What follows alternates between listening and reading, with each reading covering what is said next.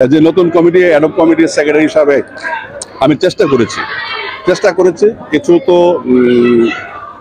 কিছু তো বিষয় আছে এখানে।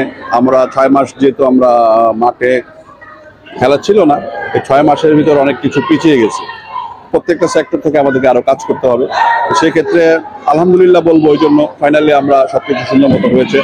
এবং ধন্যবাদ জানাতে চাই অনেককেই, নাম বলে শেষ করবো, সবাইকে ধন্যবাদ জানাতে চাই। এই টুর্নামেন্ট সাকসেস করার পেছনে অনেকে কাজ করছেন, মিনিস্ট্রি বলেন, আপনারা বলেন, সবাই দেখছেন।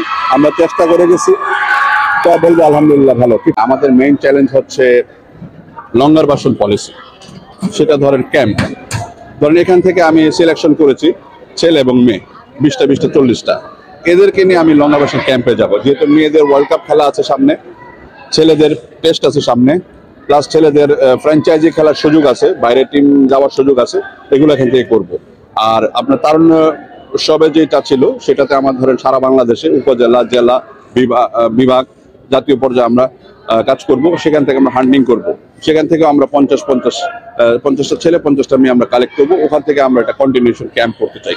ছেলেদের বিশ্বকাপের টাইম হয় নাই, বাংলাদেশ বিশ্বকাপ হোস্ট বাংলাদেশে হইতে পারে, সম্ভাবনা আছে, সেটা এখন বলতে চাই না। তো যেই করুক, বাংলাদেশ টিম তো অবশ্যই পার্টিসিপেট করতো। এখন যদি আমরা টিমটাকে সিলেক্ট করি, এই টিমটাকে আমরা লঙ্গার করবো।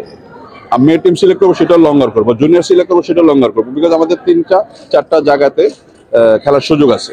সিলেকশন টিম যারা কাজ করেন, কমিটি অলরেডি ডিসাইড করেছেন, ওনারা আমাদের কাছে অফিসিয়ালি খুব শীঘ্রই নামগুলো প্রস্তাব করবেন। তারপর আমরা সার্ভিসেস টিমের তো প্লেয়ার, তাদের কিছু ফর্মালিটিজ আছে, তাদেরকে আমাদের জানাইতে হবে। সবকিছু জানানোর পর একটা সময়, আমরা খুব দ্রুততম সময়ের ভিতরে ক্যাম্পটা চালু করতে চাই।